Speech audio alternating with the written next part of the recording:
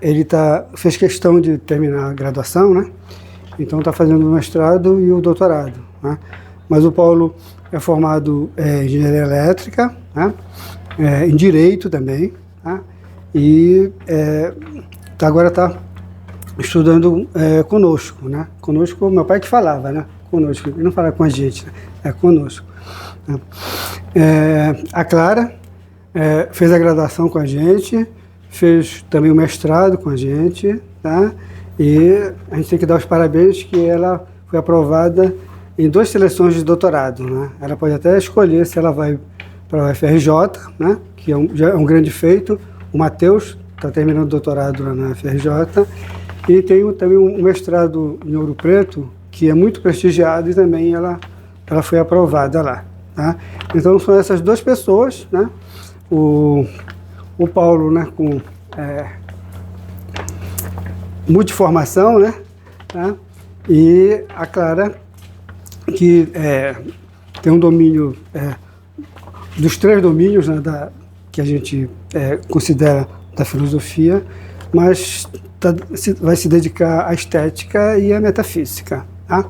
No idealismo alemão, tá? Então, dito isso, depois, né, na programação, a previsão é que falasse o professor Agostinho. Ele propôs como tema da fala dele História Transcendental e Empírica no projeto crítico de Kant, tá? E o que eu vou falar, substituindo ao Agostinho, tem a ver com isso, tá? E como o nosso tema tem a ver com além de comemorar os 300 anos de Kant, né? Pela forma como Kant define a filosofia desassociada em termos, né, do chamado conhecimento histórico, né? Eu mesmo propus que o tema fosse a atualidade e extemporaneidade da filosofia, né? Que para mim não se trata da filosofia do Kant, é a extemporaneidade de toda a filosofia. E eu vou falar um pouquinho disso depois, tá? Então vamos começar, né? Porque a gente vai já cozinhar aqui, né? Então chama o Paulo, né? Que vai falar sobre Kant e o ceticismo moral, tá?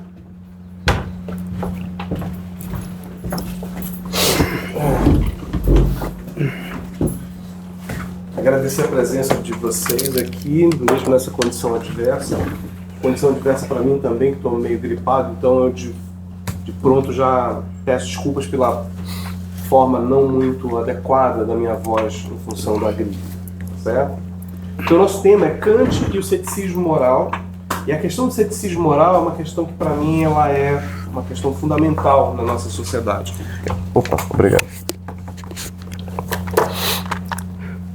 A partir de um ceticismo moral radical você pode inferir ou pode chegar em diversos problemas que afetam a nossa sociedade de forma muito clara.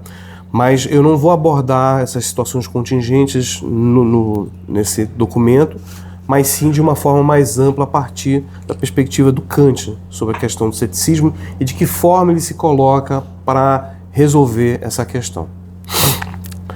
Ainda no interior da Crítica da Razão Pura, obra em que Kant está preocupado em esclarecer os fundamentos da ciência da natureza e da matemática, o filósofo nos dá indicações precisas do que haverá de ser sua doutrina moral. Isso acontece quando ele nos esclarece o conflito da razão na terceira antinomia, admitindo que a liberdade é uma das causas dos acontecimentos no mundo, ao lado dos fenômenos que a natureza produz mecanicamente. Um outro ponto é o cânone da razão pura, em que ele procura nos dizer qual é o fim último do uso puro da nossa razão, uma vez que está claro que não pode ser aplicada aos fatos do mundo empírico. Kant, então, se propõe a investigar se a razão pura não poderia ter um papel importante como fonte de princípios morais, já que para compreender a legislação da natureza, o entendimento humano era o suficiente. E como, para Kant, no domínio moral e razão prática são indissociáveis, o domínio moral e a razão prática são indissociáveis, ele nos diz que o seu fundamento é a liberdade. sendo que existem duas maneiras de interpretar no homem o uso de sua liberdade. Uma, quando fazemos do uso dela sob condições empíricas, em que, portanto, nossas decisões são tomadas em função do que interessa às nossas inclinações. E a outra, que é quando não se trata de um interesse empírico imediato que nos motiva a agir, e sim um interesse que só pode ser fundado na razão. Kant chama a primeira forma de liberdade de pragmática, em que os fins determinam os meios que escolhemos em nossa ação, enquanto apenas a segunda pode ser considerada não empiricamente condicionada e capaz de ser fonte de leis morais, sendo estas apenas pertencentes ao uso verdadeiramente prático da razão. Eu peço licença para vocês que meu óculos está ficando embaçado aqui, em função do calor. Dentro dessa perspectiva, Kant leva muito a sério a ideia de que a filosofia moral trata apenas dos princípios de certos acontecimentos que dependem da vontade e das escolhas humanas que não são influenciadas patologicamente, como acontece entre os animais. Por isso, se dizer que a moral se preocupa não com o que existe, mas com o que deveria existir graças à força de vontade dos homens em conjunto e não individualmente. As filosofias que tentam fundamentar as ações no interesse dos indivíduos e em subjetividades, dirá Kant no prefácio, a fundamentação da metafísica dos costumes, podem ser chamadas de empíricas e, portanto, não constituem propriamente uma filosofia moral, e sim uma antropologia. Ora, toda antropologia tem que levar em conta o homem como ele é, não como deveria ser, como precisa ser feito se a questão não for empírica. Então Kant pergunta se não é verdade que devemos separar a filosofia moral da antropologia, caso queiramos manter a ideia de que todos devem cumprir com suas obrigações e responsabilidades, e para isso há de se conceber leis morais a que devem se submeter nossas máximas individuais. A prova disso é que, segundo Kant, abre aspas, toda a gente tem de confessar que uma lei que tenha de valer moralmente, isso é, como fundamento de uma obrigação, tem de ter em si uma necessidade absoluta, ou ela não valeria como lei e cada um agiria em função de suas inclinações pessoais, tendo como único fim a felicidade. Para Kant, só é possível dar um tratamento correto a essas questões morais sob as condições que ele define como razão prática. O ceticismo moral, como forma radical de questionamento dos fundamentos da filosofia prática, manifesta sua suspeição na forma de negação da possibilidade de fundamentação da moralidade como bases racionais, sobre bases racionais. Ao invés disso, pensadores como Hume propõem que as distinções morais não derivam da razão, mas sim de sentimentos e paixões humanas. Para Hume, como parte de uma tradição empirista, os juízos morais decorrem da experiência e das disposições emocionais dos indivíduos, sendo essencialmente subjetivos e relativos às experiências e perspectivas humanas. Em sua obra magna, Tratado da Natureza Humana, Hume vai afirmar que, abre aspas, a razão é e deve apenas ser escrava das paixões, fecha aspas.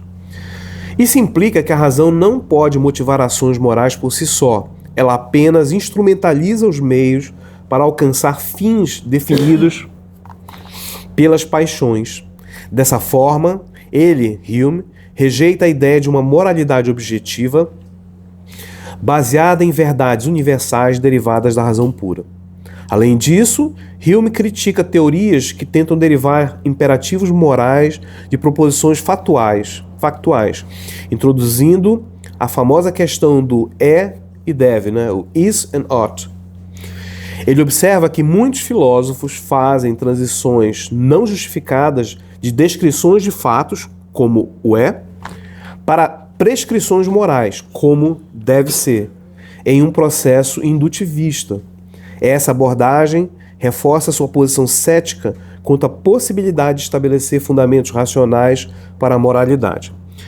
Mas, no contexto da filosofia, a simples tentativa de definir o conceito de lei, seja no âmbito moral ou não, exige sua vinculação de modo indissociável a dois atributos, quais sejam o de universalidade e o de necessidade, os quais, contudo, não podem ser determinados pelo conhecimento derivado da experiência empírica ou pelas inclinações humanas, dado o caráter essencialmente contingente, subjetivo e imutável dessas fontes, em qualquer contexto histórico, no tempo e no espaço. Nas suas aulas de ética, Kant vai afirmar que a moralidade não pode ser constituída com base em princípios empíricos, pois isso poderia fornecer apenas uma necessidade meramente condicionada e não absoluta. No entanto, a moralidade afirma, tens de fazer isto sem condições nem exceções. A rejeição kantiana do empirismo como fundamento da lei moral se baseia na condição de esta possuir validade universal e necessidade absoluta, ou seja, ela deve valer independentemente de circunstâncias empíricas e particulares. As leis fundamentadas em experiências são sempre contingentes, uma vez que dependerem particularmente de condições que variam no tempo e no espaço, da mesma forma como variam os humores, interesses pessoais e gostos humanos em suas diversas circunstâncias de existência histórica. As ações que derivam de inclinações empíricas carecem de valor moral genuíno, dado que estão sujeitas às condições da experiência, ao passo que as ações motivadas pelo respeito à lei moral, concebida a priori pela razão pura, possuem validade e valor moral universal. A mistura de princípios empíricos com a moralidade conduz a sistemas de proposições instáveis e frequentemente inconsistentes e contraditórios. Além disso, a moralidade não pode se subordinar às inclinações e sentimentos, que na condição de elementos empíricos são heterônomos.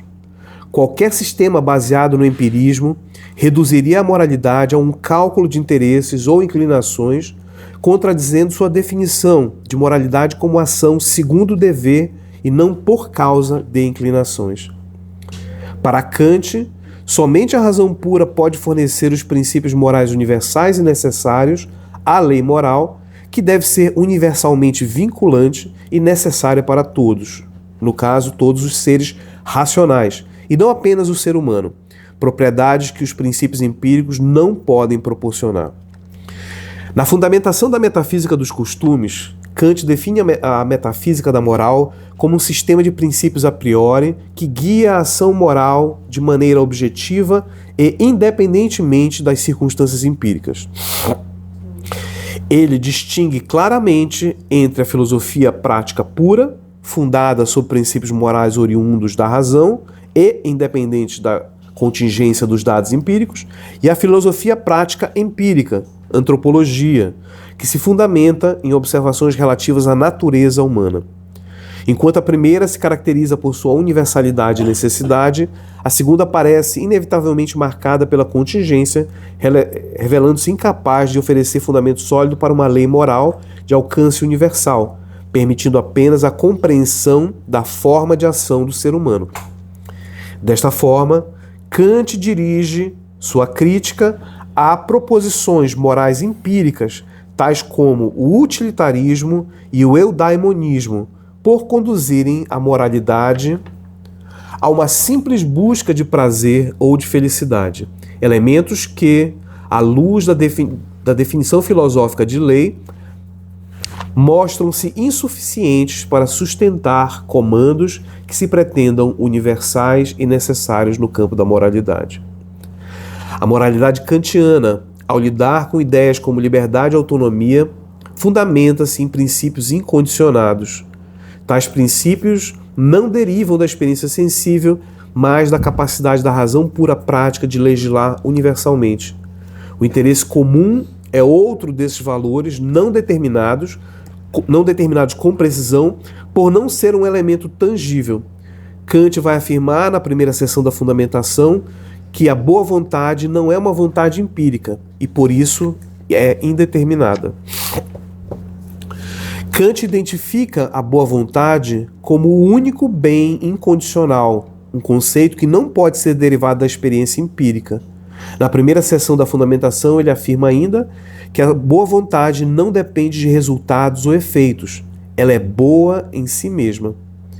Este aspecto a distingue radicalmente de qualquer concepção empírica de moralidade que dependeria da utilidade ou das consequências observáveis para afirmar o valor de uma ação moral.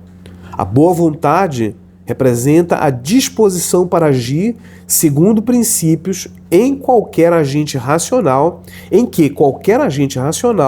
reconheceria como bons, independentemente de seus interesses individuais.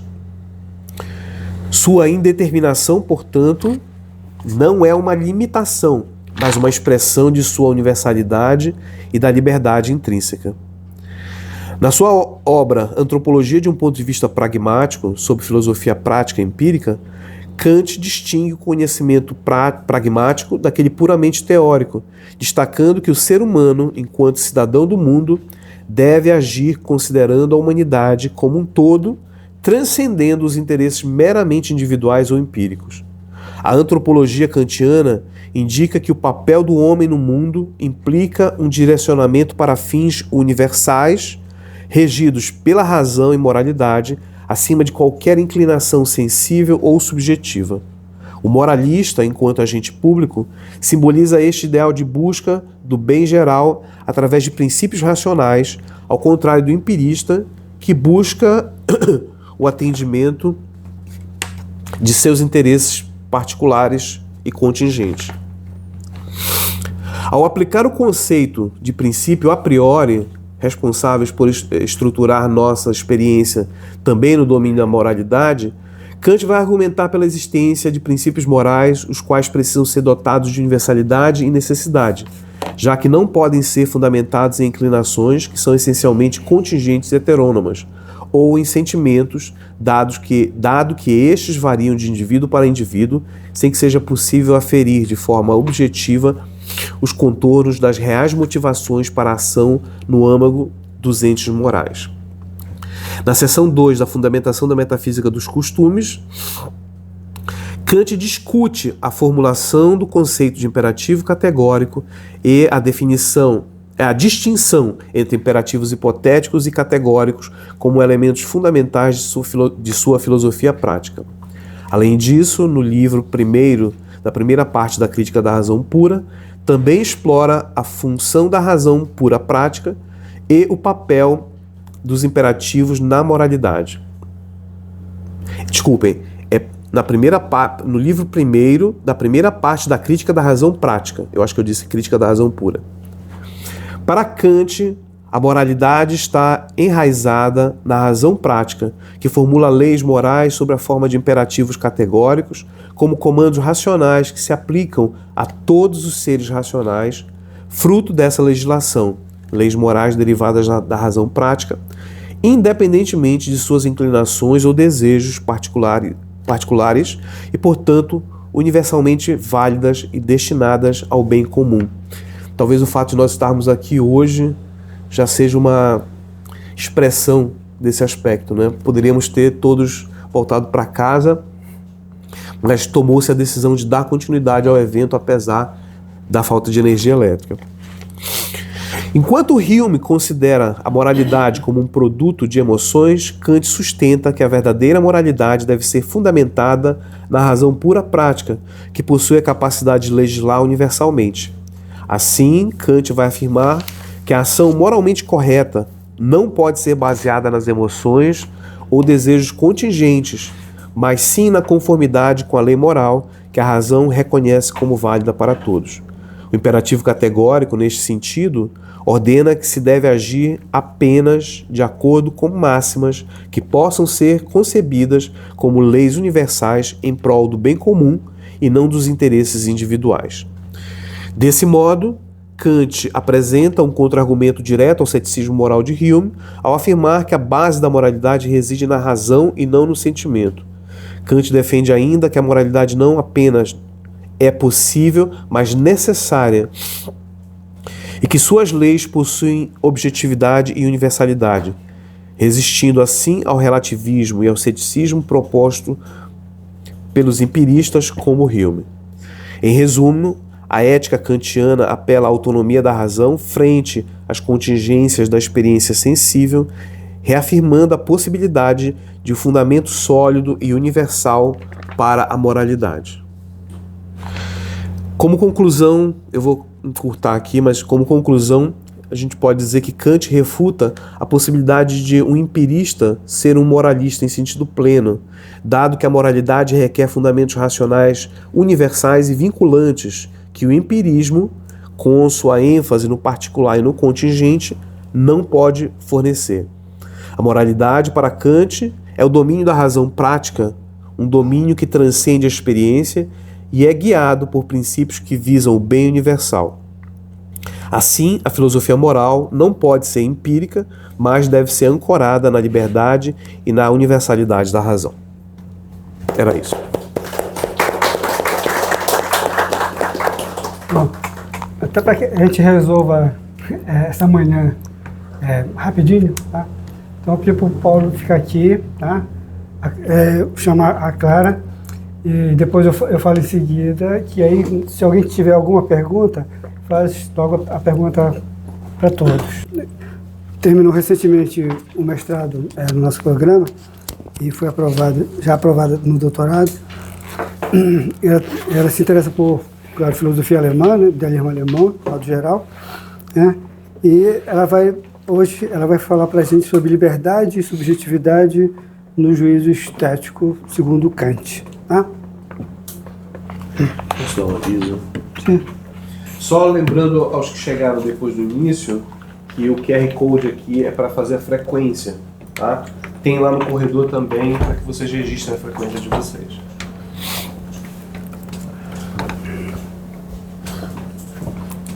E só outro aviso, tá? Eu não tenho nada a ver com isso, que eu não entendo nada disso.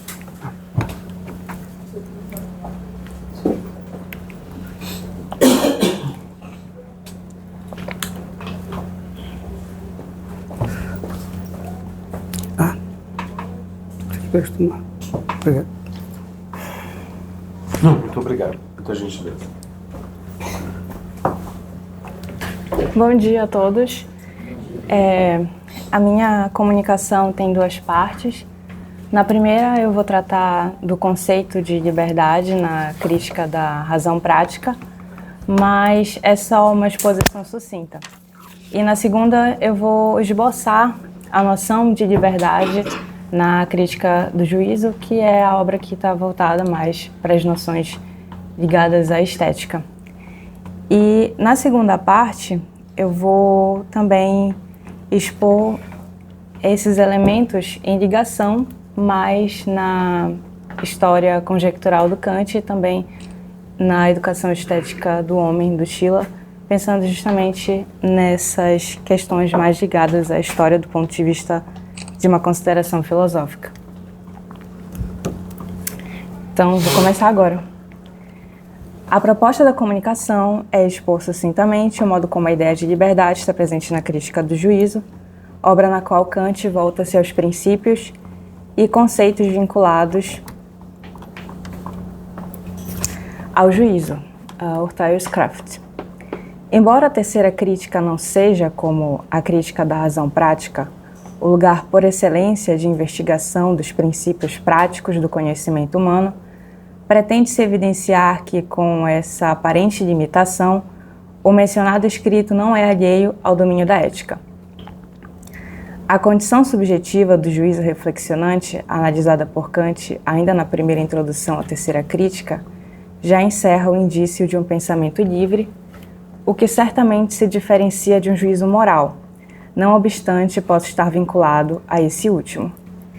De modo similar, Kant concebe em seu começo verossímil da história humana a saída do homem do estado de natureza para a cultura, como um passo no qual a imaginação é certamente atuante ao lado da razão.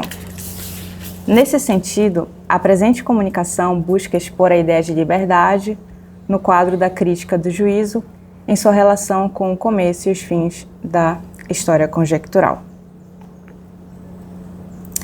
A questão da liberdade está presente no inteiro conjunto das críticas de Kant, embora sua centralidade ocorra na crítica da razão prática.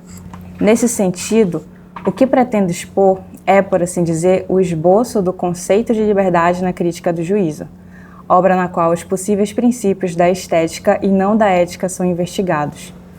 O problema de se conceber a ideia da liberdade no contexto da terceira crítica consiste no fato de que a investigação de natureza estética pressupõe a consideração da sensibilidade, enquanto todo teor empírico é abstraído na ética, dado que para o seu fundamento, como esclarece Kant na Fundamentação da Metafísica dos Costumes, investiga-se a ideia e os princípios de uma vontade pura, a qual não se confunde com o querer em geral, com todas as ações e condições que lhe cabem nessa acepção.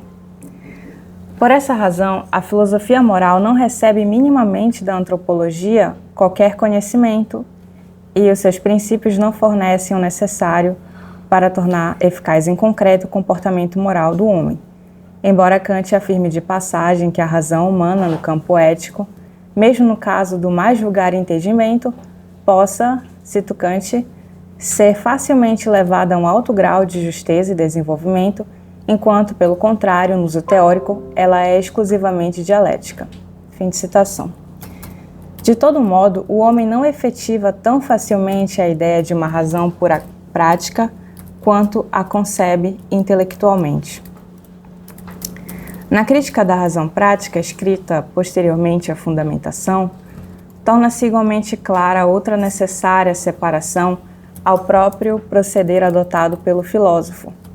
Afinal, o intuito de confirmar e transmitir realidade ao factum da liberdade, o objeto suprassensível da categoria da liberdade, desenvolve-se apenas como conceito prático e a partir da razão prática por si mesma, ou seja, sem que essa tenha se associado com a razão especulativa. Embora aqui intervenha um conceito justificado pela crítica da razão pura, a saber, o de causalidade, a investigação deve alcançar o que é empiricamente incondicionado, ou seja, sua questão é se a razão basta a si mesma para determinar a vontade.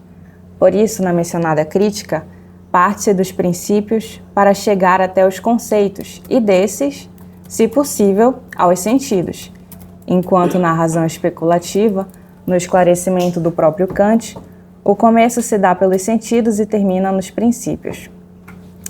Ora, essa delimitação da investigação, sem a qual seria impossível o alcance de um princípio prático puro, assemelha-se a uma síncope entre os conceitos de natureza e liberdade, o que poderia desnortear aquele que pretende estabelecer um vínculo entre ambos. É o caso de Schiller, que, em muitos de seus escritos, mostra a propensão de recuperar para o homem a harmonia perdida com a natureza, cuja imagem de uma Grécia idealizada seria o testemunho, como atestam os seus escritos a respeito do gênero trágico. Movido pelo significado da expressão censur, o qual pode ser modicamente vertido para a nossa língua portuguesa como ânsia ou saudade, Schiller concebia nas palavras de Benedito Nunes, nessa insatisfação nostálgica, a chispa da poesia romântica. Nas investigações presentes em A Educação Estética do Homem, o poeta-filósofo expõe, na carta 3, o distanciamento entre o estado natural, regido pelas inclinações do homem e sendo definido, sem esquecer aqui que a natureza do ensaio, a natureza do escrito é ensaística, então sendo definido pelo autor como todo corpo político que tenha sua instalação originalmente derivada de forças e não de lei, e o estado ético. Nessa distinção, segue-se aqui os passos de Kant, para não dizer o de Rousseau, para quem ceder à força é um ato de necessidade e não de vontade, dado que aquela necessidade de leis que são independentes de toda condição empírica, ou seja, a lei moral, que proporciona um fato absolutamente inexplicável: a liberdade a partir de todos os dados do mundo sensível. Ou seja, a liberdade é um fato inexplicável a partir de todos os dados do mundo sensível. É a condição da autonomia da razão prática, como ele consigna na dedução dos princípios da razão pura prática. Por isso, reconhece Schiller que o homem físico é real, enquanto ético, apenas problemático. E assim como Kant chama atenção para um motivo arquitetônico, no que diz respeito à determinação de uma faculdade particular da alma, a saber, apreender a ideia do todo, e a educação estética do homem, esse todo, ou a unidade entre as faculdades, é também concebido. Daí Schiller afirmar a necessidade de o caráter físico concordar com as leis e o caráter moral depender de impressões. Para essa possibilidade, um terceiro caráter seria necessário, o qual, cito Schiller, longe de impedir a evolução do caráter moral, desse à eticidade invisível o penhor dos sentidos. Fim de citação. Na investigação de Kant, a possibilidade dessa unidade entre princípios éticos e estéticos é concebida na crítica do juízo, sem que, no entanto, essa seja uma ideia particular dessa obra, visto que ainda na fundamentação da metafísica dos costumes, esclarece-se que as leis da moral exigem, dado a sua pureza, uma faculdade de julgar apurada pela experiência, para, por um lado, distinguir em que caso elas têm aplicação e, por outro, assegurar-lhes entrada na vontade do homem e eficácia na sua prática. A experiência, no entanto, e como já ficou claro, não nos ensina nada a respeito do que deve ser feito. E como esclarece Kant, uma investigação sobre razões por que qualquer coisa agrada ou desagrada, por que, por exemplo, o prazer da simples sensação se distingue do gosto, e se este se distingue de um prazer universal da razão, e ainda outras questões similares, pertence a uma psicologia empírica, que constituiria, cito Kant, a segunda parte da ciência da natureza, se a considerássemos como filosofia da natureza, enquanto ela se funda em leis empíricas. Fim de citação. Ora, o juízo, a capacidade a ser investigada na terceira crítica, como está consignado na primeira introdução dessa obra, parte da crítica, isto é, do sistema que contém a possibilidade da própria filosofia enquanto conhecimento racional por conceitos, e desse modo só pode ter o seu princípio fundado em uma fonte a priori, ao mesmo tempo que se destina à natureza, à unificação de suas leis empíricas e tem seu fundamento de determinação no sentimento. Nessa relação com a natureza, o pensamento não está condicionado. Cito Kant, pois que a natureza se paute pelo nosso entendimento em suas leis meramente formais, por meio das quais ela é um objeto da experiência em geral, é algo que pode ser facilmente compreendido, mas, no que diz respeito às leis particulares, sua diversidade e heterogeneidade, ela é livre de todas as limitações de nossa faculdade de conhecer legisladora. Fim de citação. Essa liberdade é a liberdade da reflexão, sendo o juízo reflexionante aquela forma de pensar que não é determinante, ou seja, não esquematiza a natureza a priori para tornar possível os juízos de experiência. Na reflexão, as representações são comparadas e mantidas juntas, o que inclui as percepções. A respeito de tais representações, Cassirer chama atenção em seu estudo a respeito do pensamento mítico, em A Filosofia das Formas Simbólicas, para o vocábulo em alemão Wahrnehmung, o qual já indica que em toda percepção há um tomar como verdadeiro, für wahrnehmen, ou seja, encerra uma determinada norma e uma medida de objetividade. Embora o mito não se configure como modo de pensar objetivo, nele há uma passagem do plano pré-conceitual e pré-representativo ao plano do conceito e da representação. É esse mesmo, por assim dizer, espaço lógico que encontramos no juízo estético de reflexão, no qual a natureza é para o homem bela ou orgânica.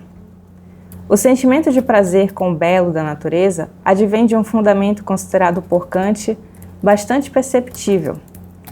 A unificabilidade descoberta entre duas ou mais leis heterógenas da natureza, sendo muito diferente quando, cito Kant, as percepções se encontram com as leis segundo os conceitos universais da natureza, e nem poderíamos percebê-lo, já que o entendimento procede aí sem qualquer propósito, seguindo de maneira necessária a sua natureza. Fim de citação. Esse seria até, em verdade, o fundamento de uma admiração, a qual não cessa mesmo quando já se tem bastante familiaridade com o objeto. Como se vê, há na terceira crítica um retorno do pensamento à sensibilidade, no qual o juízo não segue a necessidade, mas sim um princípio, que esse inclusive dá a si próprio, e que atua tanto para o pensamento quanto para o objeto como uma legalidade interna e não heterônoma. O juízo estético na história conjectural. Resta compreender como mencionado o modo de pensar parece preparar o caminho da objetividade das demais capacidades superiores de conhecimento. A filosofia e a própria história, nas palavras de Suzuki, não podem chegar ao início da humanidade, ao povo primitivo, sem recorrer ao estudo da origem dos deuses e dos mitos. Não é no mito que pretendemos nos deter aqui, mas sim no pensamento estético, pensamento do qual as representações míticas parecem participar. Nesse sentido, em sua filosofia da arte, Schelling, ao tratar da realidade das figuras míticas, nota que exigimos tanto para a razão quanto para a imaginação que nada no universo seja oprimido, puramente limitado e inferior. Exigimos uma vida particular e livre para cada coisa. Só o entendimento subordina. Na razão e na imaginação, tudo é livre e se move no mesmo éter, sem aperto ou atrito, pois cada coisa é, por si mesma, novamente o todo. Bom, isso era uma citação, então, fim de citação agora. Agora, nos movemos ainda no círculo do pensamento romântico, e se assim o quiser, clássico.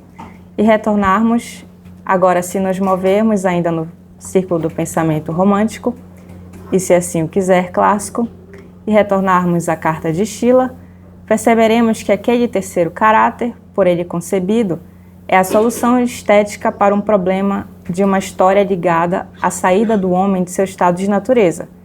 História essa assimilada àquela concebida por Rousseau e Kant. Quando foi indicado para o cargo de professor de História Universal na Universidade de Jena, Schiller foi levado ao profundo contato com os escritos de Kant, como começo verossímil da história humana. Dada essa afinidade, pode-se observar também com pertinência o modo como ambos concebem na história do homem a ideia de um retorno à natureza. Nesse sentido, escreve Schiller em sua carta, começo de citação. A natureza não trata melhor o homem que suas demais obras. Age em seu lugar onde ele ainda não pôde agir por si mesmo, como inteligência livre. O que o faz homem, porém, é justamente não se bastar com o que dele a natureza fez, mas ser capaz de refazer regressivamente com a razão os passos que ela antecipou nele. Fim da citação. Há, portanto, primeiramente um estado nascido apenas da necessidade, para o qual a coerção da privação lançou o homem. Nesse estado, a humanidade ainda está adormecida, e o que a desperta é justamente o chamado impulso lúdico, o qual tem por objeto a beleza, de modo que Schiller chega a afirmar que o fenômeno que anuncia no selvagem o advento da humanidade é repetido ao longo da história. Cito Schiller: a alegria com aparência, inclinação para o enfeite e para o jogo. Fim da citação. Por essa razão, o homem, ainda nas palavras de Schiller, recupera a infância em sua maturidade, forma na ideia um estado de natureza que não lhe é dado por nenhuma experiência.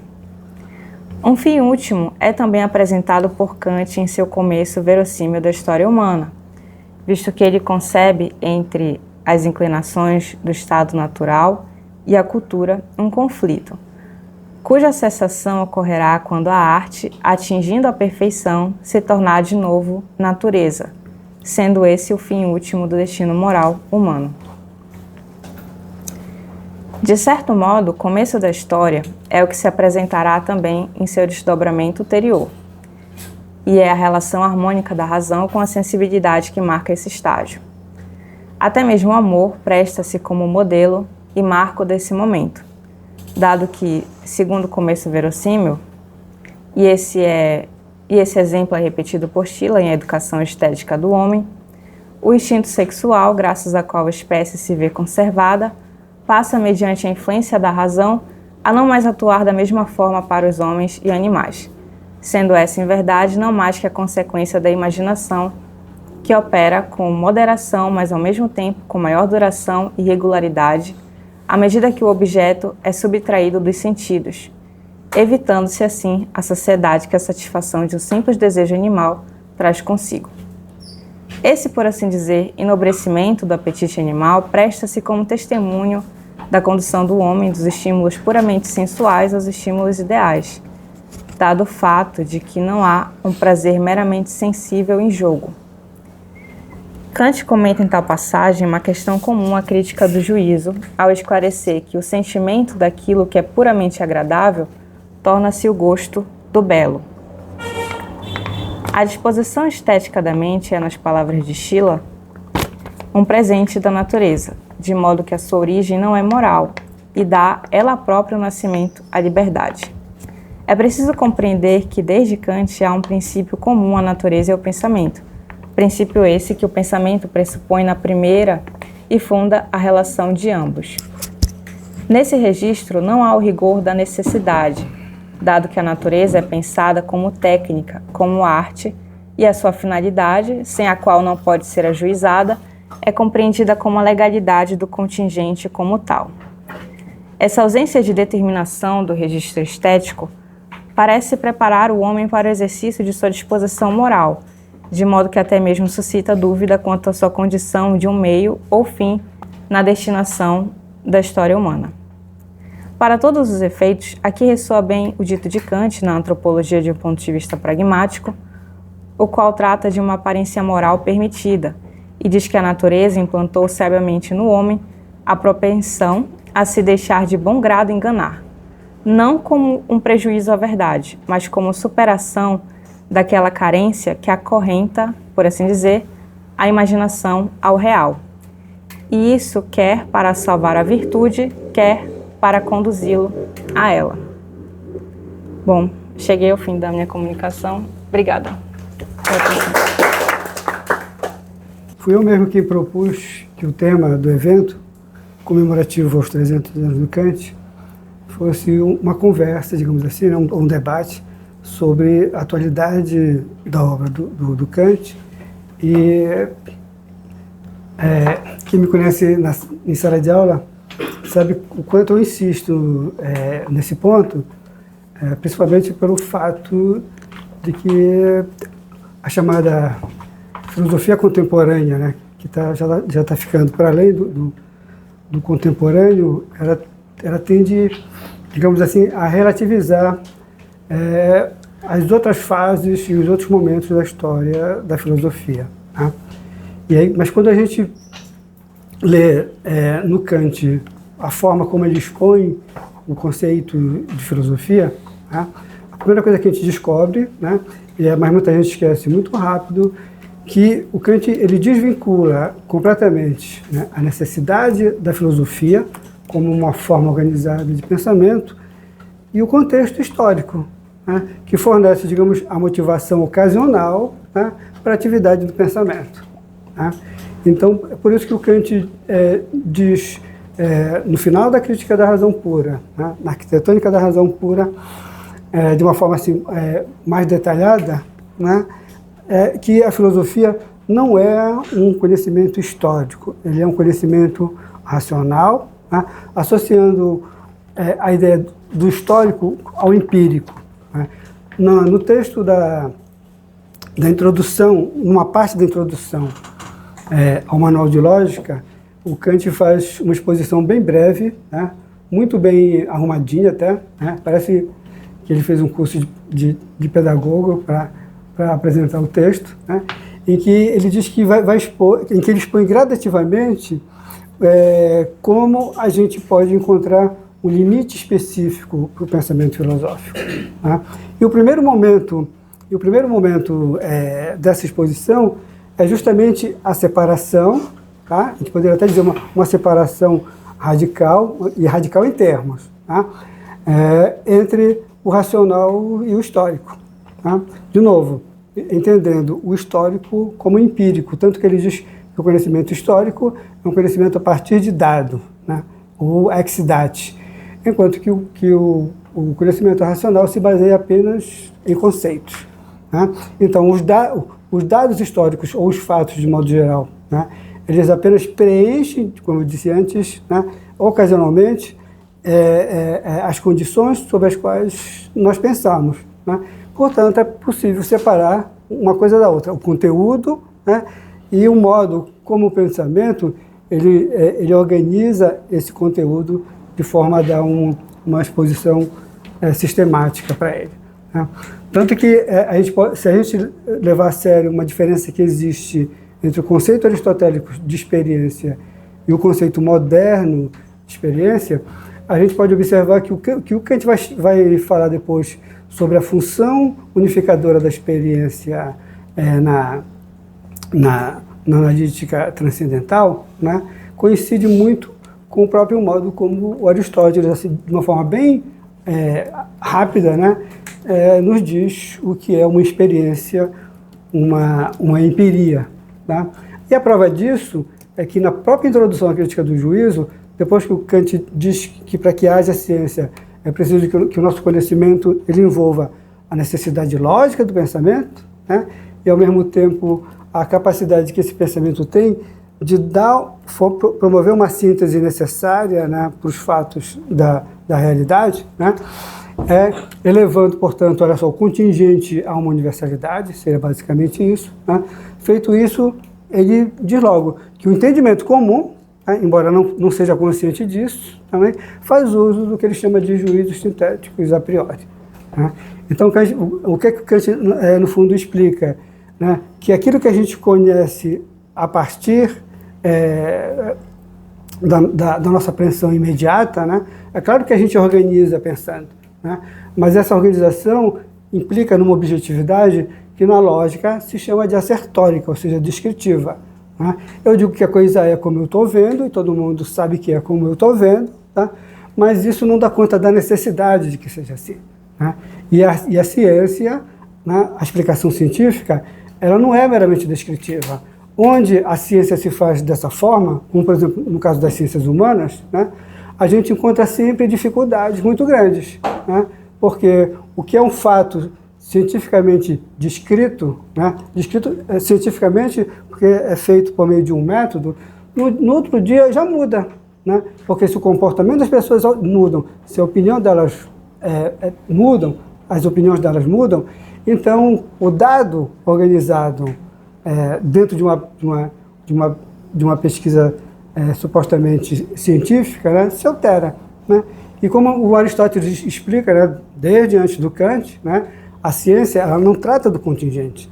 A ciência ela não nega o contingente, mas a função da ciência é justamente elevar o contingente a uma universalidade. Como nas ciências humanas, por exemplo, é difícil que isso se dê, então as ciências humanas sempre foram e serão para sempre, eu posso dizer isso até gritando, né? Serão para sempre ciências duvidosas, né? Então é justamente, eu já nem cheguei no texto, né? Estou só tentando me explicar, né? Mas então é nesse sentido que o Kant diz que a gente deve separar o dado, né, que é sempre uma referência fática e tem um registro temporal, tá, dos meios que o pensamento utiliza, né, para unificar esses dados de modo a formar, por meio deles, um sistema de conhecimento, tá? Como eu vou dar até não só por essas condições, né, mas é porque eu confesso que não fiz o acabamento que eu gostaria de fazer, porque senão ia ficar muito grande, né? Mas para que vocês entendam aquilo que eu propus, né? Que é não só simplesmente pensar a atualidade do conceito kantiano de filosofia, né? Mas falar que a filosofia, pelas características que ela tem de ser um saber racional, ela não precisa ser atualizada por fato nenhum, né? Por isso que ela é sempre atual, ou ela é sempre, como a gente diz, que ela é extemporânea, né? Ou ela é sempre contemporânea. Tá? Bom, então, por isso que talvez a coisa fique mais enquadrada, né, no resumo, né? Que eu imagino que nem todos tenham lido. Eu, por exemplo, não gosto de ler o resumo, né? Eu digo no resumo, é um pouco que eu acabei de falar, que o Kant expõe na introdução à lógica, ao manual de lógica, e na arquitetônica da razão pura, o que ele chama de conceito de filosofia em geral. E o passo básico para a determinação desse conceito de filosofia em geral é a distinção entre o conhecimento histórico ou empírico e o conhecimento racional, ou ainda entre a mera erudição e a sabedoria filosófica, como ele diz lá, e que vem significar que, embora alguns possam aprender conteúdos produzidos pela tradição, né, não são capazes de verdadeiramente filosofar, né? Toda a dependência do pensamento relativamente a fatos circunscritos a um determinado local e um determinado tempo indicam uma heteronomia do pensamento. E a filosofia, ela nasce com a pretensão de ser uma forma de pensar autônoma e nomotética, voltada não a fatos cronologicamente fixados, a partir de estudos ideográficos, mas ao estabelecimento de leis ou princípios gerais. Tá? Bom, aí indicando o que eu vou usar como referência principal, né? Então, nossa intenção é fazer algumas considerações sobre este tema a partir de Os Progressos da Metafísica, que é uma obra que o Kant não publicou, até porque ele não terminou, né? São manuscritos que ele escreveu a partir de um tema, de um concurso acadêmico, né? No caso, não é a Academia de Dijon, né? É a Academia de Berlim, né? E que pergunta, e que quer saber, quer que as pessoas se manifestem sobre os progressos que a metafísica teve na Alemanha, tá? Num determinado período de tempo, na verdade, entre o Leibniz e o Wolff, né? Ou seja, um problema histórico, né? E o Kant se propõe a tratar disso, né? Só antecipando, né? Quando o Kant ele se converte no historiador da filosofia, que é o caso, né? Ele faz isso filosoficamente, ou seja, ele não faz isso como historiador, e isso faz toda a diferença. Quem ensinou isso foi Aristóteles, tá? O Aristóteles, estou me desviando, tá? Mas é só porque eu não fiz direito final, tá? Quando o Aristóteles, no livro 1 da Metafísica, né, ele procura mostrar que o que a gente chamaria hoje de ontologia, né, é uma ciência dos primeiros princípios, das primeiras causas das coisas, porque toda explicação científica é a determinação da causa do que acontece, né? E aí, de novo, para que, digamos, isso não pareça que é algo que ele tirou, como eu costumo explicar, da própria mente, né? Então o que é que ele faz? Ele reconstitui uma história da filosofia, tá? Que vai até o Platão, ou seja, até antes dele, né? Em que ele procura mostrar como, em diferentes circunstâncias, tá? Que nem sempre são aquelas em que é o filósofo quem se manifesta, né? Até mesmo quando o poeta se manifesta, a preocupação é sempre a preocupação com a causa, né? Dito de uma outra forma, a história da filosofia que o Aristóteles conta, ela não é cronológica, como é, de modo geral, a história contada por um historiador. Mesmo que ele faça um recorte, ele deixa bem claro que ele está se referindo a um determinado momento do tempo, tá? E as condições que aquele momento impõe para tudo que acontece em sociedade, né? E a ideia do Kant é que, no caso da filosofia, não é assim. Não são as circunstâncias que determinam a necessidade do pensamento. Né? Por isso que o Paulo falou justamente da diferença que existe entre o empirista pensar a moral e o Kant pensando a moral. Né? Porque, de novo, se eu faço depender as nossas regras de convivência, né, que devem ser válidas para todo mundo, né, a partir, por exemplo, do que tem na nossa Constituição, aí isso nunca ia ser moral, né? Porque ali está posto interesse de latifundiário, de interesse de empresário, agora, né, interesse do sistema financeiro, tá? E, portanto, nunca são interesses, de fato, que possam ser universalizados, né? E, portanto, se trata sempre de uma visão parcial, como é toda visão empírica. Como a filosofia não é uma ciência empírica e nem tampouco uma ciência particular, então ela fala a partir de uma outra perspectiva. Tá? Bom, acho que eu já falei até além do que era para eu ter falado, né? Mas, enfim. E aí eu vou ler o texto e estou cansado já só do que eu falei. E vou fazer um final assim bem cortado, tá? Mas por isso que eu estou me explicando antes, tá? Enfim, o que é que diz o meu texto? De onde vem a ideia de falar sobre algo assim como Kant e a filosofia no futuro do presente? Tá? A história do futuro do presente é justamente para dar a ideia de que no futuro a filosofia vai continuar sendo a mesma coisa. Tá? Apesar, né, de novo, de se falar em filosofia antiga, medieval, né, moderna, contemporânea, né, e a gente sabe que já tem até o pós-moderno na história. Né? Então, quer dizer, essa divisão temporal, né, como representativa da ideia contida no conceito de filosofia, né, do próprio conceito de filosofia, é isso que o Kant rejeita. Tá? Então, por isso que eu propus de uma forma provocativa, né, essa coisa de Kant e a filosofia no futuro do presente. Né? Bom, eu digo, claro que isso tem a ver com o tema proposto para um evento que não apenas quer comemorar os 300 anos de nascimento do Kant, mas insistir na ideia de que sua obra, após quase 3 séculos, né, porque ele nasceu há 3 séculos, né, a obra dele não tem 3 séculos, não está superada. E nem pode ser superada, a não ser, obviamente, nos termos que o próprio filósofo nos sinaliza. Tá? E esses termos, né, é bom ficar bem claro, é ele que sinaliza, mas os termos não são dele. Né? Não são termos pessoais, porque a filosofia, por ele mesmo considerada objetivamente, a filosofia não é kantiana. Né? Como a física não é newtoniana, né? A não ser em termos. Então, o idealismo transcendental de Kant é que faz parte da filosofia e de sua tradição, e por isso atribuímos a ele, Kant, né, uma personalidade ou atributos de um filósofo. Né? Kant não tem o seu conceito de filosofia. Sua ambição... deixa eu trocar que eu estou falando com os óculos errados. Tá? Eu estou enxergando, né, mas esse aqui é mais confortável. É ressignificá-la, como se diz hoje em dia. Diferente do que afirma Gilles Deleuze, supostamente como uma forma de elogio, Kant não cria conceitos. Né? E, na verdade, nenhum filósofo cria conceitos. Né?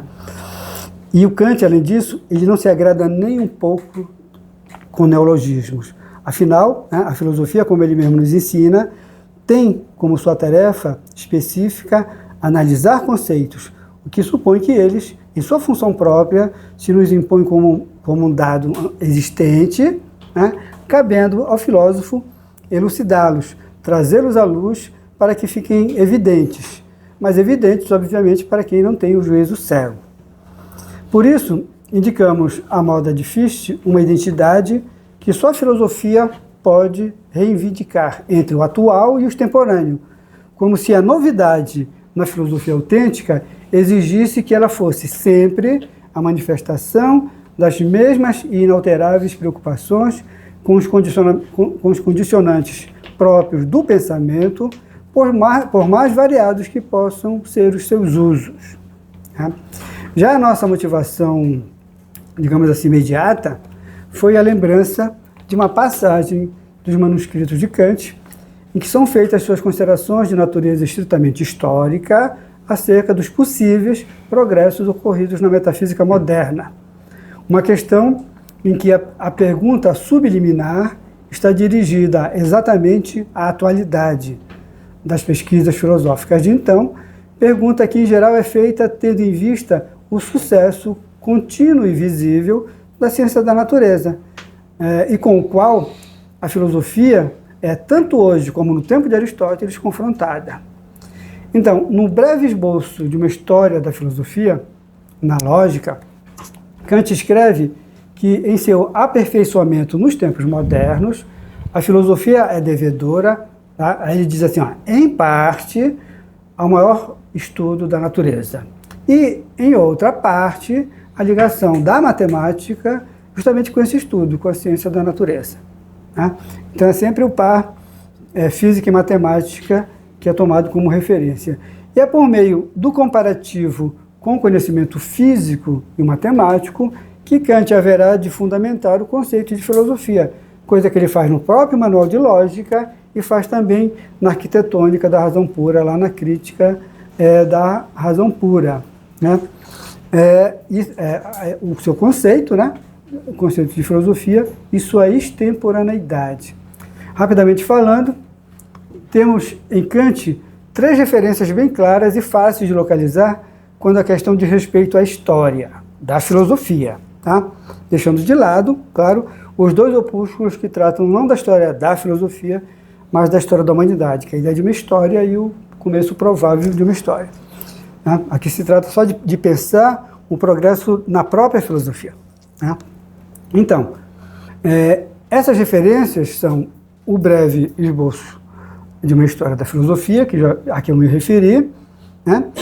Depois tem a história da razão pura, tá? É que a gente não percebe numa leitura rápida, né? Mas a pergunta seria assim, como é que eu conto a história de uma razão pura? Tá? Isso, na verdade, é um problema, tá? Claro que a gente não vai esticar essa conversa aqui, né? E que finaliza essa história da razão pura justamente a doutrina transcendental do método. Né? Do que trata a doutrina transcendental do método?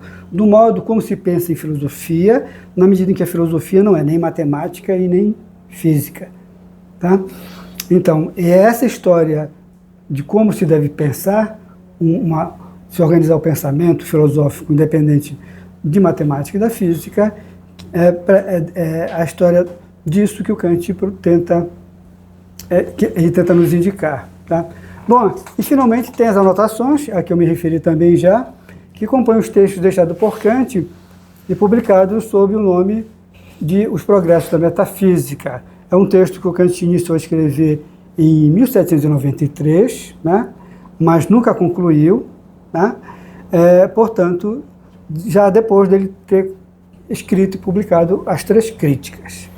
Bom, ao momento dessas considerações, nos progressos, em que Kant se pronuncia acerca da sequência dos acontecimentos que parecem compor o enredo, a narração de fatos, entre aspas, né? Eu digo aqui fatos, porque o que a Academia de Berlim pergunta, no concurso em que o Kant estava escrevendo esse texto, é sobre os progressos reais na metafísica. Por isso que a questão é histórica, no sentido estrito do termo. Né? Bom, que supostamente teriam produzido modificação na cultura filosófico-metafísica, especialmente na Alemanha, de Leibniz até Wolff. O Kant vai até dizer, houve-se uma modificação. Que modificação foi essa? A minha filosofia. Tá? Mas, enfim, aí ele diz, eu continuo aqui, fatos que, apesar de deverem ser analisados de um ponto de vista cronológico, né, uma vez que estão em tese vinculados a uma determinação temporal, né, por dizerem respeito à metafísica, têm que ser tomados como fatos da razão. Né, e, nesse caso, só podem ser fatos puros, ou é por isso que são chamados de fatos puros. Isso porque, na metafísica, o pensamento, o Kant diz, tem como fim último, tá? E eu traduzo, né? quer dizer, como a função que nela jamais pode ser relativizada e condicionada, né? Uma ação da reflexão que Kant, por incrível que pareça, diz ser fácil de descobrir, né? Tanto é fácil, né, que ele dá uma definição. Ele diz, olha, a metafísica é a ciência que opera mediante a razão, né, a passagem do conhecimento do sensível ao do suprassensível. Tá? Bom, mas então a questão é a seguinte: o que poderia ser essa passagem do sensível ao suprassensível que nos permite desvelar e definir, né, o que é a metafísica? Seria o tal progresso da metafísica justamente essa passagem, né? Aí eu digo aqui, a coisa, na verdade, complica. Tá? Isso porque, para o idealismo transcendental de Kant, o sensível não é, para usar uma expressão brincalhona, né? Ele é sensível, mas ele não é tão sensível assim. Como ele próprio diz, no sensível contamos não só aquilo cuja representação se considera em relação aos sentidos, mas também ao entendimento, ou seja, ao pensamento, né? Isso quer dizer que a passagem do sensível ao suprassensível é o que funda o inteligível, o conhecimento propriamente dito, na medida em que são os conceitos do entendimento que organizam e condicionam os dados da nossa sensibilidade. E dava para complicar mais ainda se evocássemos o fato, né? Botei o fato entre aspas por quê? Porque não é um fato empírico de que a sensibilidade, que na ordenação física das coisas antecede o entendimento, supõe idealidades, das quais depende a realidade fenomênica. Né? Então, é só ter, como eu digo aqui, a coragem de ler a estética transcendental para constatar como é fácil, né? Porque, na verdade, como que a gente diz, o espaço e tempo, dos quais dependem toda a realidade, né, não são iguais à realidade. Né? Daí ele chamado de idealidades transcendentais. Bom, de todo modo, eu estou com vontade de parar, tá?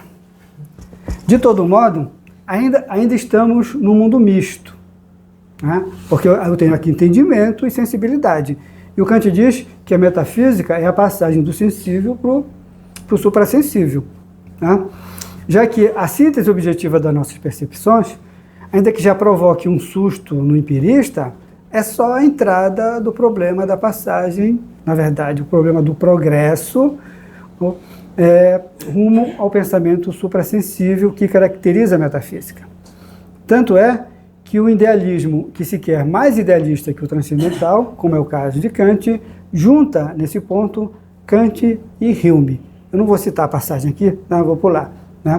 Eu só estou dizendo que na enciclopédia do Hume, né, ele junta, ele aproxima o Kant do Hume por causa da importância que o Kant dá à explicação da natureza, da ciência da natureza e da matemática.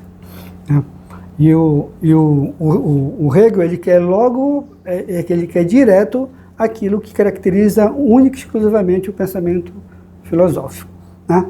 Bom, então, mas eu digo aqui, né? Mas é claro que não é bem assim, como diz o Hegel, né? Afinal, voltando aos progressos da metafísica, Kant escreve que esse mundo misto, e eu chamo de misto, né, que é a ontologia, é apenas uma parte da metafísica e prepara como propedêutica a nossa compreensão, mas com certeza a nossa compreensão acerca do fim último da metafísica, impossível por meio do entendimento, por causa do comprometimento que o entendimento tem com os sentidos, né? Apesar, aí aqui é uma brincadeira, né, da pureza química de suas sinapses, como diria um naturalista, né, ou talvez um fichtiano, né, da neurociência epistemológica. Né? E, claro, quando eu falo aqui de sinapse, é porque o Nietzsche, né, ele reduz o conceito a uma sinapse. Ele não estudou fisiologia, eu estudei. Mas, enfim. Bom, então, por precisar de uma validação empírica, ou seja, da ajuda dos sentidos, mesmo tendo uma origem pura, os conceitos do entendimento, tá, que já são funções metafísicas do pensamento, eles apenas contêm as condições e os primeiros elementos de todo conhecimento a priori. Então, os fatos do entendimento, ou seja, a sua realidade, portanto, são dados da nossa sensibilidade e se chamam fenômenos. Enquanto isso, o fim último da metafísica propriamente dita, alcançável exclusivamente por meio da razão, ou seja, de forma dialética e não analítica, só pode ser determinada em vista de uma modalidade especialíssima de objeto, tá?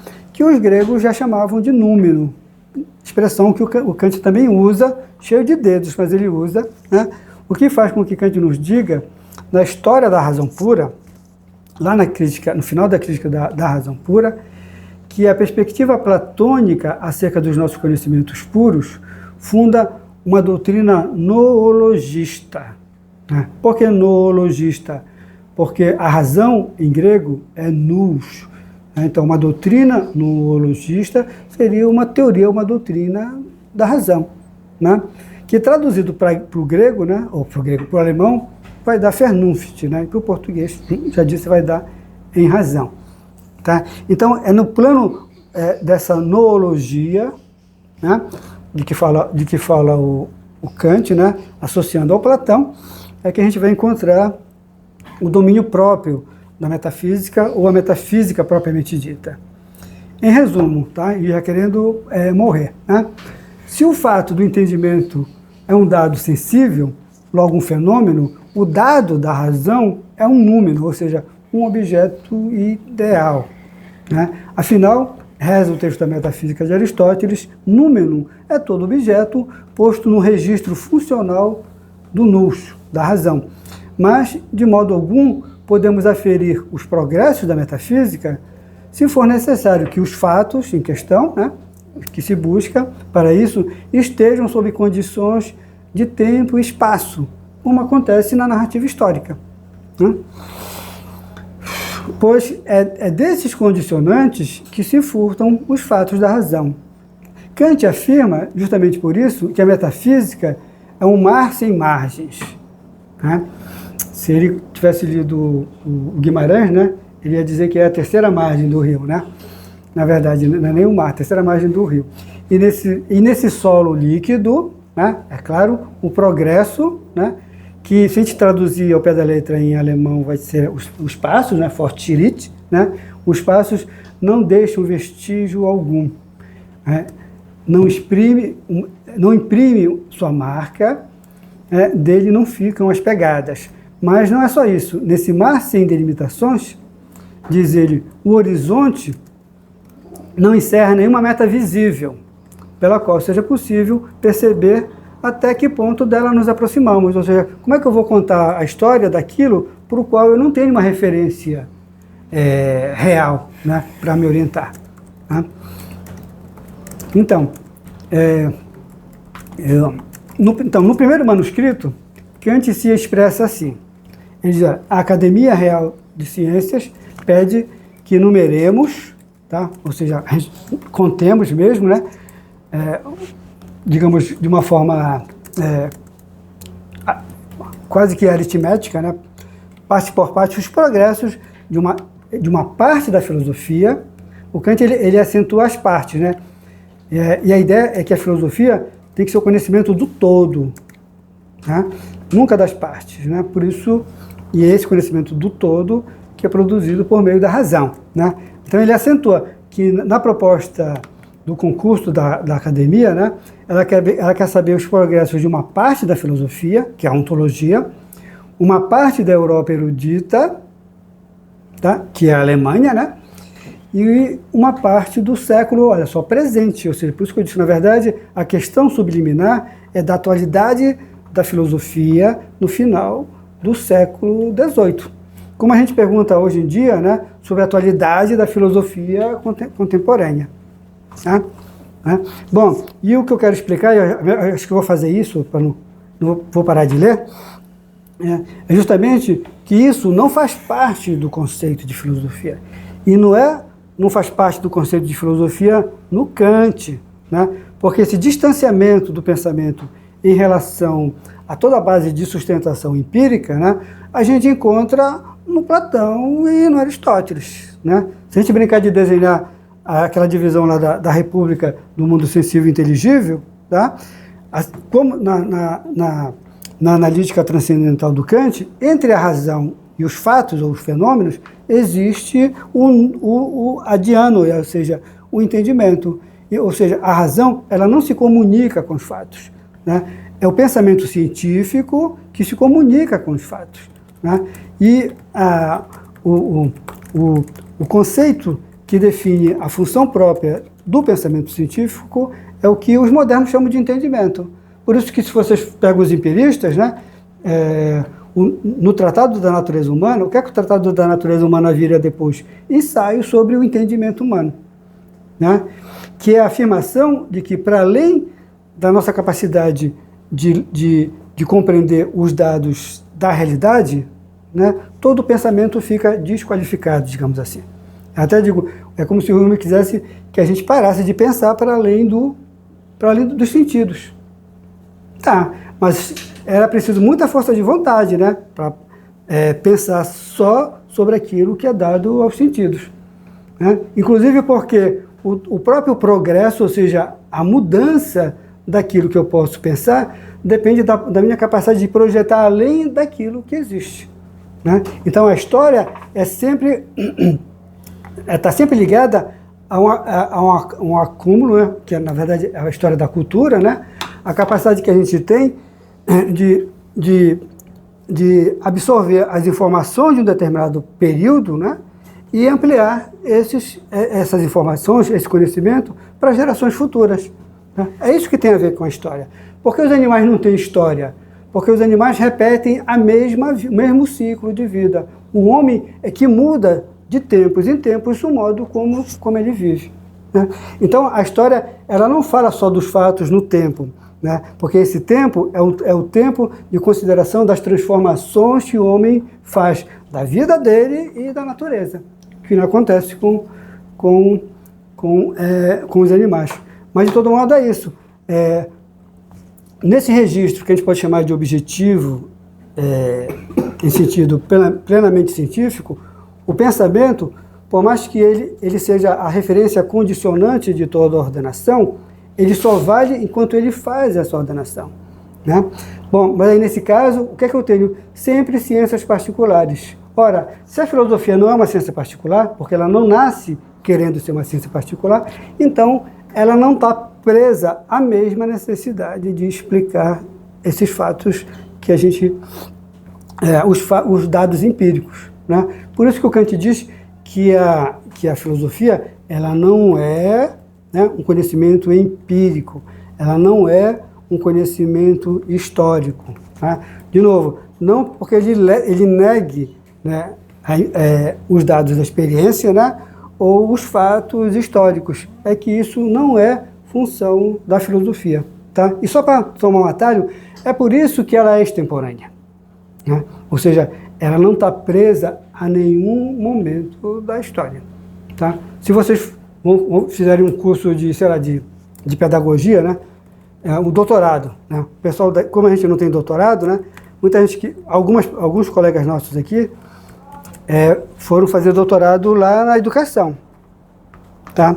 Bom, quem fizer uma tese de doutorado, por exemplo, sobre o Platão para lá, e que vincula educação e Platão, vai ver que tudo aquilo que a gente faz hoje, tá, tu já podes encontrar, por exemplo, nas leis, não digo nem na República.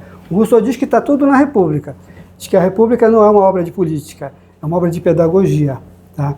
Só que nas leis ele detalha uma série de coisas que o próprio Rousseau depois retoma e aborda no Emílio, que é a obra de pedagogia dele. O que é que eu quero dizer, né? O Platão nunca foi superado, se não em termos, né? Aristóteles nunca foi superado, se não em termos, né? O Kant também nunca vai ser superado, se não em termos, né? E esses termos não são os termos da filosofia, né? São sempre os termos de quem confunde a filosofia com a ciência. E a filosofia nunca quis ser ciência. A ciência trata de fatos, fatos envolve envolve sempre espaço e tempo, quer eles sejam físicos ou fatos culturais, tá? E não é com isso que a filosofia mexe. Por isso que falar da atualidade de um filósofo contemporâneo. Mas chega, tá? Eu falei que eu não ia conseguir ir até o final mesmo, tá? É isso. Tá, então, dito isso, então vocês ficam livres para fazer as perguntas que quiserem para mim, para o Paulo e para a Clara, né? Eu já tenho uma para a Clara.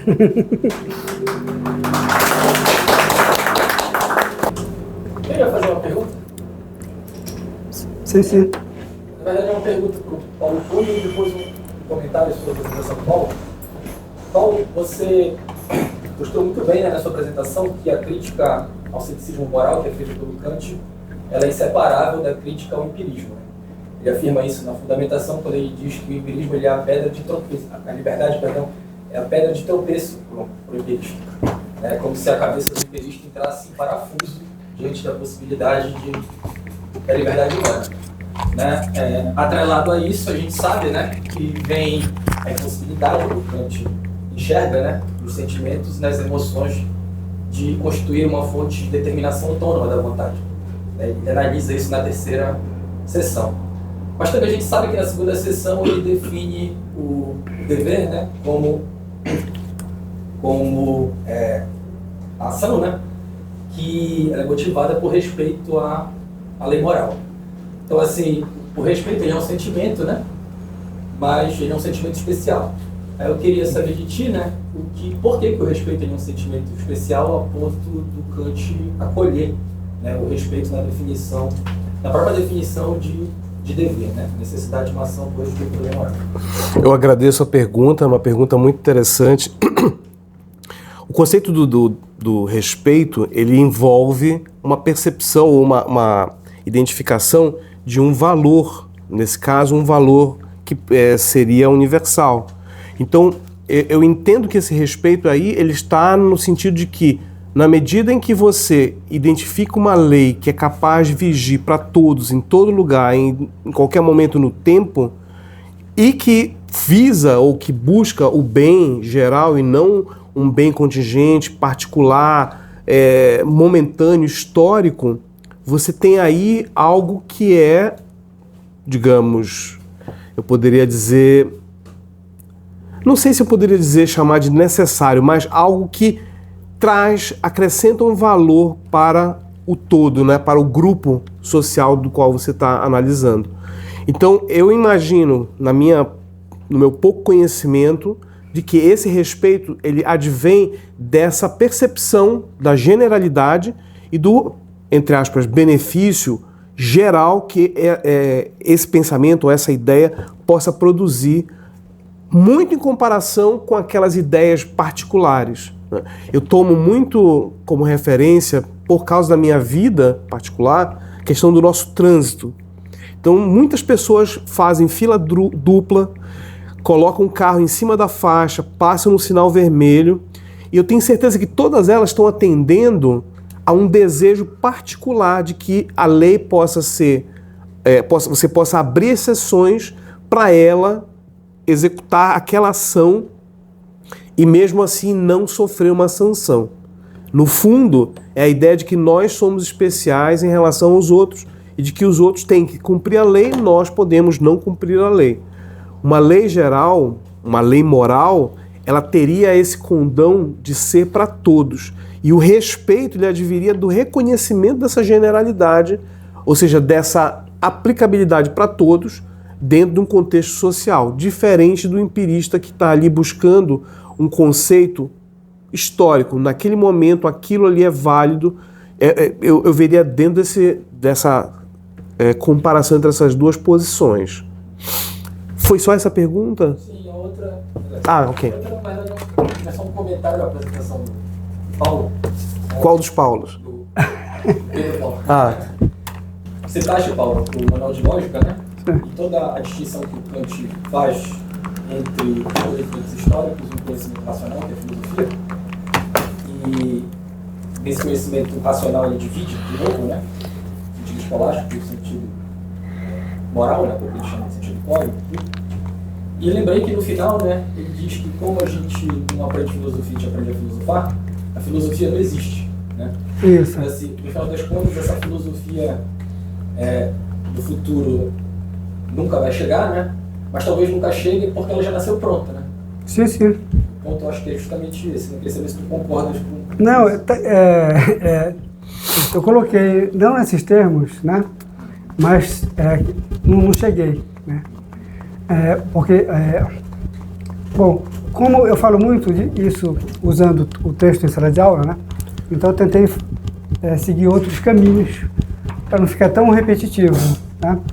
E aí mas aí eu retomei a ideia lá do prefácio B da Crítica da Razão Pura, né? Em que o Kant diz que a lógica já nasce racional. É a mesma coisa, né, da filosofia. E é né? estranho, né? Porque a gente sempre ouve falar da infância da filosofia. Nasceu adulta já. Sim, né? De novo, né? Ela tem outra coisa, como eu digo, né? Ela é chamada de mãe, né, das ciências, e ela nasceu depois, né? Porque a filosofia, ela nasce como um metadiscurso. É por isso que eu digo que não se cria conceito. E o Kant diz isso, né? Na filosofia, a gente analisa, né? Porque um conceito não se inventa. O conceito é sempre uma necessidade do pensamento, tá? Que se evidencia em função de um problema, né? Tá? Então, o que o filósofo pode fazer, né? Diz que o filósofo cria conceito, mas isso é falso, está errado, né? Tão falso, como eu diria, que é falso dizer que o Deleuze é o filósofo, né? Pelos conceitos de filosofia, que a gente pode ter da filosofia na sua concepção, tá? E é o que rende, entendeu? É o conceito que rende, né? Mas, enfim, eu até ia fazer uma referência a um texto do Adorno, que é contemporâneo, né? E é mais hegeliano do que kantiano, porque a gente pode encontrar elementos dos dois no pensamento dele. E ele diz uma coisa interessante, que serve para a filosofia, no caso da sociologia, né? Porque a gente sabe que os frankfurtianos, eles são críticos do positivismo na sociologia alemã. Tem até um debate em torno desse tema, que ele participou junto com o Popper, né? E, aliás, contra o Popper. A Beth não está aqui, né? Contra o Popper e tudo mais. E aí o Adorno, ele diz uma coisa interessante. Ele diz que a sociologia, claro, né, ela nasceu positivista. Traduzindo, ela foi concebida assim. Então, ela vai ser sempre positivista. Não adianta ajeitar daqui, dizer, não, eu sou sociólogo, mas eu sou marxista. Não adianta, entendeu? Né? Ela nasceu, e aí a gente pode mostrar, não só por meio do Adorno, né, mas por outros, que toda a discussão sobre o método na sociologia é justamente o aperfeiçoamento da ideia originária dela, entendeu? Né? Então, na filosofia é a mesma coisa.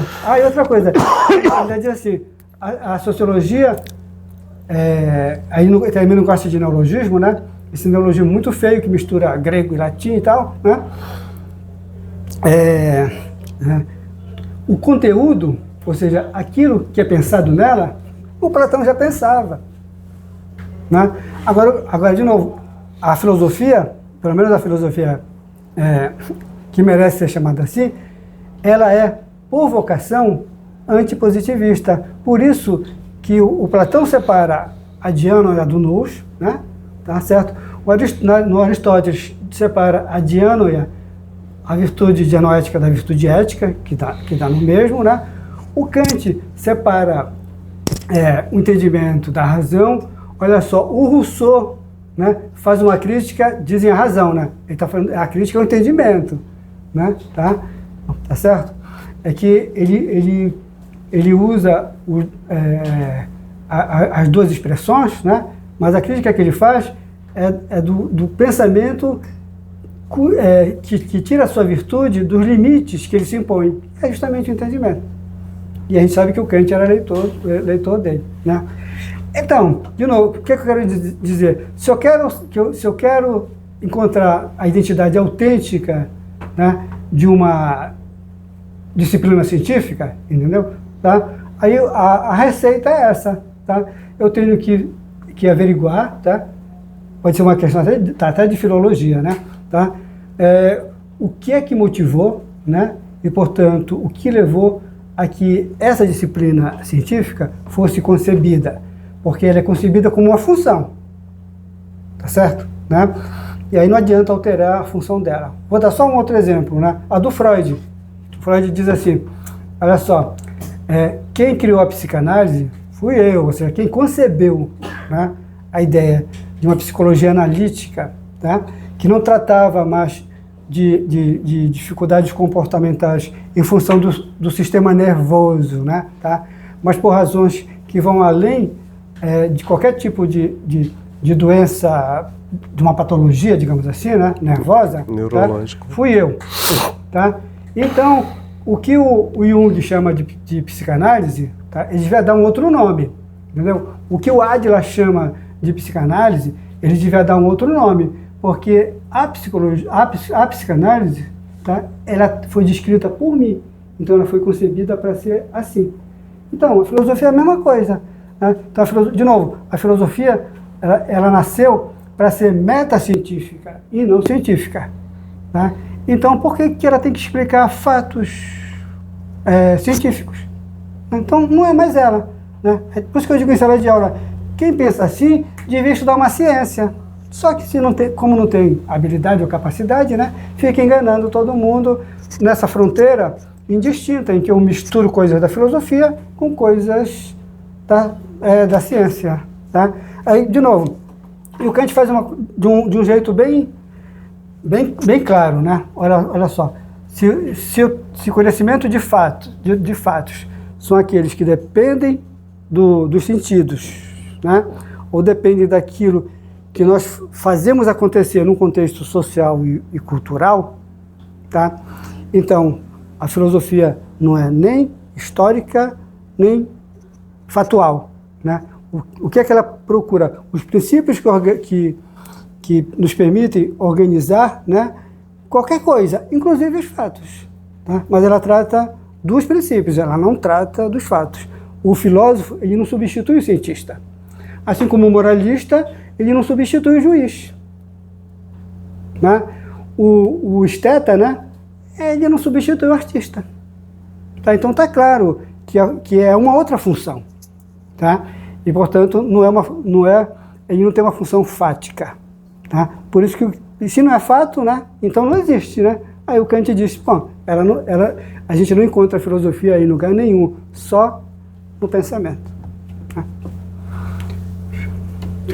Não, já respondeu. Obrigado. Ainda bem, porque... O que seria, de fato, a diferença entre a liberdade do ponto de vista estético, ou que a discussão estética te permite reconhecer no homem, né, que só tem, né, no Schiller, né, e a liberdade moral, né, que, bom, já ia começar a ajudar a explicar, mas, né, era isso, né? Sim. Porque eu acho que isso embaraça muita gente. Sim, sim.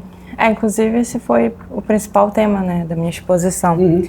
E aí por isso que eu mobilizei a crítica do juízo e a crítica da razão prática, que foi justamente para marcar essa separação. E aí eu frisei, né, essa questão de que a investigação por excelência da liberdade ocorre na crítica da razão prática. E embora a crítica do juízo faça parte do mesmo sistema, o Kant estabelece essa diferença no primeiro capítulo da primeira introdução à crítica do juízo. Então ele fala de uma diferença da filosofia, que já é o conhecimento por conceitos.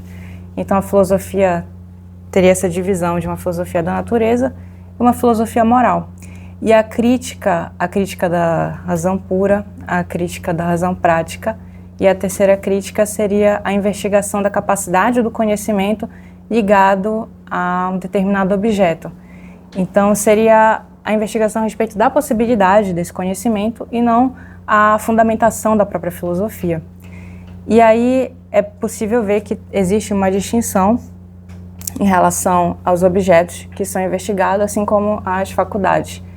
Então, na segunda crítica, o que vai se investigar é justamente a possibilidade de estabelecer um princípio prático que oriente a conduta não é nem do homem, mas assim é de uma vontade racional em geral, porque o Kant faz essa diferença entre uma vontade racional e a vontade humana.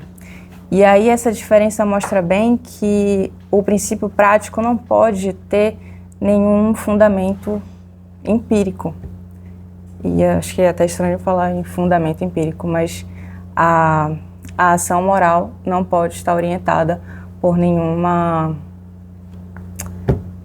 motivação, nenhum móvel empírico, porque ainda existe uma diferença entre ambos. E a questão também do Matheus a respeito do sentimento do sentimento do respeito, enquanto sentimento, né? O Kant também fala na Crítica da Razão Prática que nem mesmo o sentimento do respeito seria um sentimento moral, porque tem essa questão do sentimento moral e da impossibilidade, apesar dele mencionar a aproximação desse sentimento com a moralidade. Mas, basicamente, na segunda crítica, o que a gente tem é justamente essa fundamentação a partir de um princípio que seja inteiramente puro, que é a filosofia pura, a filosofia moral é a filosofia pura. E foi também, né, o que o Paulo expôs muito bem na apresentação dele. E foi de forma sucinta que eu pretendi expor também aqui no meu trabalho. Mas aí a questão é de relacionar essa aproximação da liberdade com o pensamento estético. E aí eu também não tive, assim, nem espaço para comentar no meu texto, mas como eu falei, o objeto a ser investigado na terceira crítica, que nem é bem o objeto, na verdade, é a capacidade de pensar um determinado objeto, e esse objeto seria a arte. Tanto é que existe uma divisão na terceira crítica, que é a crítica do juízo, que é primeiramente voltado ao conceito da beleza e depois, propriamente, ao objeto de arte. Então, se for pensar no conceito de arte, nem há bem um conceito de arte, justamente porque fica ali no registro assim, de uma noção. O Kant comenta isso, acho que no parágrafo 46 da crítica do juízo. Então, a arte seria, do ponto de vista do direito, tudo aquilo que é feito mediante liberdade.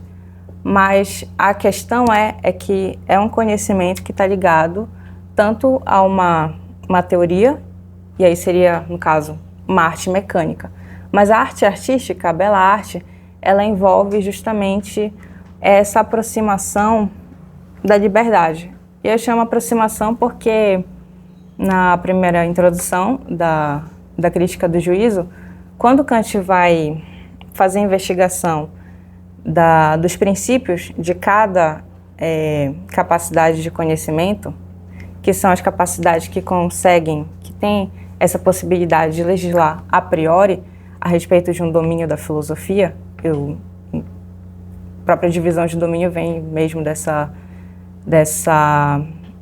divisão, onde tu tens uma legislação de uma capacidade de conhecimento. Então, quando o Kant faz essa investigação, ele percebe que existe uma espécie de analogia entre o juízo, que é a Urteilskraft, que é justamente a capacidade a ser investigada na terceira crítica, e as outras faculdades, que seriam aquelas que são capazes de legislar a respeito tanto de um conhecimento da natureza quanto um conhecimento moral. Só que a questão é que no juízo não existe a passagem que é possível verificar nas outras duas faculdades. A passagem da subjetividade para a objetividade. Então, assim, por mais que o juízo tenha uma máxima, um princípio, isso se reduz a uma máxima. Então, ele não tem essa possibilidade de determinar um objeto. Aí, por isso que o título da minha comunicação ficou sendo esse, eu achei adequado, subjetividade e liberdade. Porque a liberdade, nesse caso, ela se confirma como uma forma de subjetividade. Então, justamente nesse recuo que tu tens, não, desculpa, mas é nesse recuo que o homem tem diante de um objeto que ele não pode determinar, ele não pode julgar a respeito, é que se confirma essa liberdade, que seria uma liberdade subjetiva do próprio pensamento. Então, talvez isso fique um pouco mais, como posso dizer, exposto mesmo, quando Fichte, Shiller, Schelling tentam encontrar justamente essa relação entre a natureza e a moral, que são justamente as formas de pensar que o Kant concebe como separadas, e uma espécie de identidade de sujeito-objeto. Então tem que haver uma espécie de relação recíproca entre sujeito e objeto. Aí eu gosto muito do que o Schelling expõe no texto dele, que é sobre o eu, que ele vai falar do vocábulo em alemão, que é unbedingt, que é incondicionado, que justamente significa uma coisa não condicionada. E aí isso seria uma espécie de conceito problemático do ponto de vista, por exemplo, de um pensamento que julga a natureza sempre a partir de conceitos, porque ele tende a reduzir o objeto a uma coisa e reduzi-lo a uma categoria, que é justamente, né, as formas do esquematismo que o Kant expõe na primeira crítica, a forma de conhecimento da natureza. Então, isso foi, na verdade, só uma pequena amostra da consequência desse pensamento que o Kant expôs na terceira crítica para o modo como no idealismo e no romantismo alemão vai se tentar estabelecer tanto um pensamento estético, no sentido assim mais preciso do termo, que seria esse pensamento de pensar mesmo tanto a natureza quanto a arte, e um pensamento que seria esse de uma passagem para a eticidade. Só que a importância, na verdade, é essa, de sempre fazer essa distinção das funções, porque na segunda crítica a gente tem uma investigação que é totalmente pura.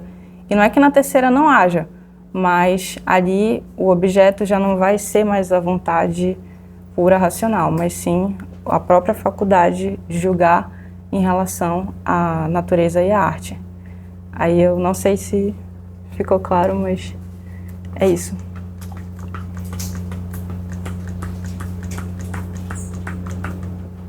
Se tiver nenhuma pergunta, a gente se liberta da sala, né? Bom, está previsto que até 2 horas a energia volte, tá? A gente não tem como adiar